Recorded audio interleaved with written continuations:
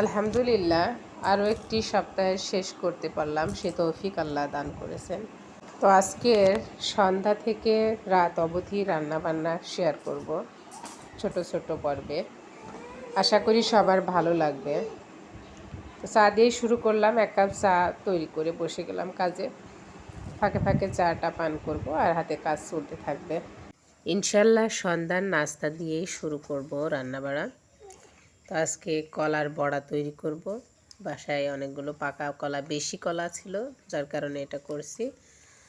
ময়দা দিয়ে তৈরি করব। আর এখানে আছে মাছের ডিম, আলুটা আমি ভাজি কোরানি দিয়ে করে নিয়েছি, আর সাথে পেঁয়াজ, লবণ, হলুদ, কাঁচামরিচ দিয়ে নিয়েছি। সামান্য জিরাও কেউ দিলে দিতে পারেন। আর এখানে আছে বড় সাইজের পুঁটি মাছ। এই পুঁটি মাছটা টাটকায় কিনে নিয়ে এসেছি বাজার থেকে, আজকে কিনেছি, আজকেই রান্না করব ইনশাল্লাহ। আর আছে হচ্ছে পুঁই শাক, কাঁঠালের বিচি আর আলু দিয়েছি। তো আলহামদুলিল্লাহ শুরু করে দিতে পারছি। তো এক এক করে দেখাবো খুব অল্প পরিসরে, যেহেতু ভিডিওটা যেন অনেক বেশি লেন্দি না হয়। তো কড়াই পাশে দিয়ে দিয়েছি বড়া ভাজার জন্য। খুব আস্তে জাল দিয়ে করতে হবে। তো এই পর্যায়ে আর কি খুব অল্প পরিমাণে জালটা দিয়ে বড়াটা তৈরি করতে হবে, যেন উপরটা পুড়ে না যায়, ভিতরটা কাঁচা না থাকে আর কি। এই অল্প জাল দিয়ে করলে এটা খেতে বেশ মুসমুসে হয়। তো এই দেখুন হয়ে গেছে কলার বড়াগুলো তৈরি করা। তো এটা সন্ধ্যার নাস্তা থাকছে আজকে।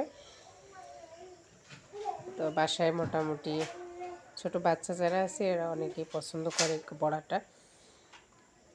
আর এখানে এখন বসিয়ে দিলাম মাছের ডিম, আলু যেটা রেখেছিলাম তৈরি করে, ওটা এখন ঝুরঝুরা করে ভাজি করে ফেলবো। তো আস্তে আস্তে রান্নার কাজগুলো করব, তাড়াহুড়ো করলে রান্না ভালো হবে না। তো রাতের খাবারের মাঝখানে ছেলের খাবারটা সাজিয়ে দিয়েছি।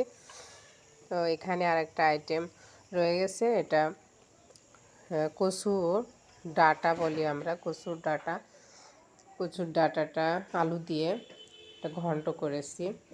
আমার কাছে খুব পছন্দের, জানি না কার কাছে কেমন লাগে জানি না, বলতে পারবো না। তো আমাদের এলাকায় খুব ভালো পছন্দ করে বেশিরভাগ মানুষই। তো এর সাথে একটু লেবু নিলে খাবারটা অনেক সুন্দর লাগে। আর এদিকে আমার ভাজিটা রেডি হয়ে গেছে, এটা পরিবেশনের জন্য রেখে দিলাম। আর এটা পুঁই শাকের তরকারি। আলহামদুলিল্লাহ